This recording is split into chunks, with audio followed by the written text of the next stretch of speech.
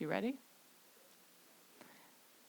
Hi, this is Erin Andrus. I'll be reading from Waiting for the Olympians by Frederick Pohl. That's an editor for you. They're all the same. At first, they're all honey and sweet talk, with those long alcoholic lunches and blue sky conversation about million-copy printings while they wheedle you into signing the contract. Then they turn nasty. They want the actual book delivered, and when they don't get it, or when the censors say they can't print it, then there isn't any more sweet talk, and all the conversation is about how the police will escort you to debtor's prison. So I took his advice. I knew where to go for ideas, and it wasn't in London. No sensible person stays in London in the winter anyway because of the weather and because it's too full of foreigners. I still can't get used to seeing all those huge rustic Northmen and dark Indian and Arabian women in the heart of town. I admit I can be turned on by that red cast mark or by a pair of flashing dark eyes shining through all the robes and veils. I suppose what you imagine is always more exciting than what you can see, especially when what you see is short, dumpy British women. So I made a reservation on the overnight train to Rome to transfer there to a hydrofoil to Alexandria.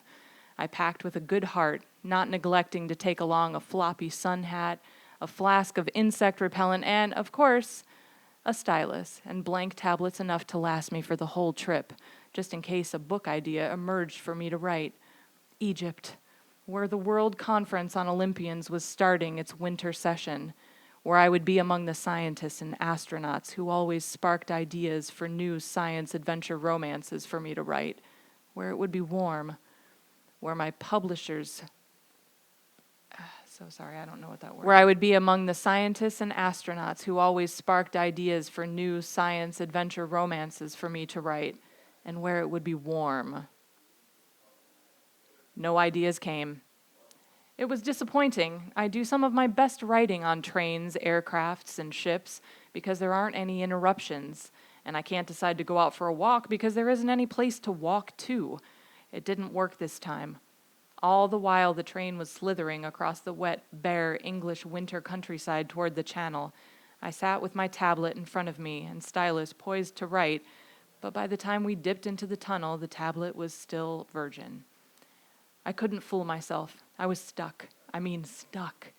Nothing happened in my head that could transform itself into an opening scene for a new sci-fi rom novel. It wasn't the first time in my writing career that I'd been stuck with writer's block. It's a sort of occupational disease for any writer, but this time was the worst. I'd really counted on an asses Olympiad.